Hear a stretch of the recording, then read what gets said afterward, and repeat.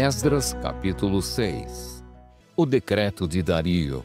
Então o rei Dario deu ordem e uma busca se fez nos arquivos reais da Babilônia, onde se guardavam os documentos. Em Acmetá, na fortaleza que está na província da Média, se achou um rolo, e nele estava escrito um memorial que dizia assim: o rei Ciro, no seu primeiro ano, baixou o seguinte decreto: com respeito à casa de Deus em Jerusalém, deve ela edificar-se para ser um lugar em que se ofereçam sacrifícios. Seus fundamentos serão firmes, a sua altura de 60 côvados e a sua largura de 60 côvados, com 3 carreiras de grandes pedras e uma de madeira nova. A despesa se fará da casa do rei. Demais disto, os utensílios de ouro e de prata da casa de Deus, que Nabucodonosor tirara do templo que estava em Jerusalém, levando-os para a Babilônia, serão devolvidos para o templo que está em Jerusalém, cada utensílio para o seu lugar. Serão recolocados na casa de Deus. Agora, pois, Tatenai, governador da além do Eufrates, Setar-Bozenai e seus companheiros, os afarsaquitas, que estáis para além do rio, retirai-vos para longe dali.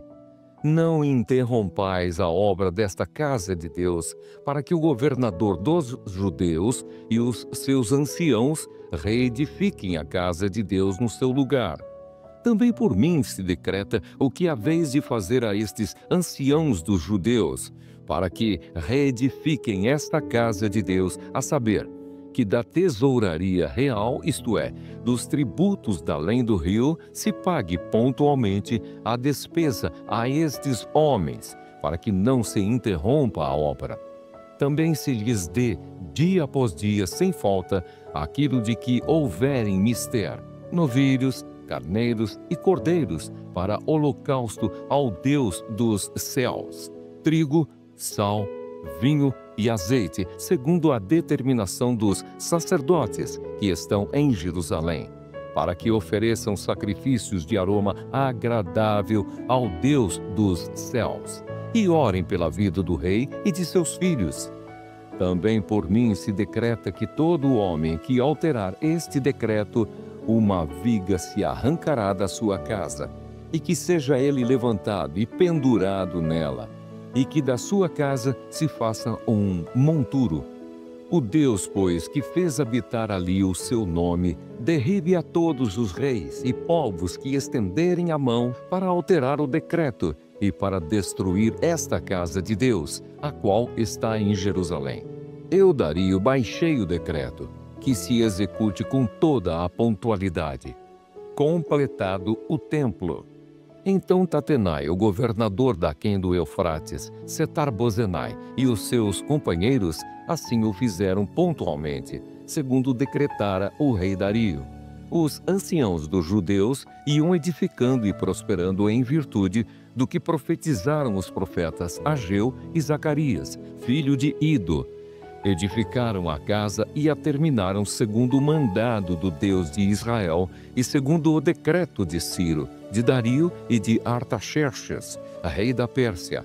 Acabou-se esta casa no dia 3º do mês de Adar, no 6º ano do reinado do rei Dario. A dedicação do templo.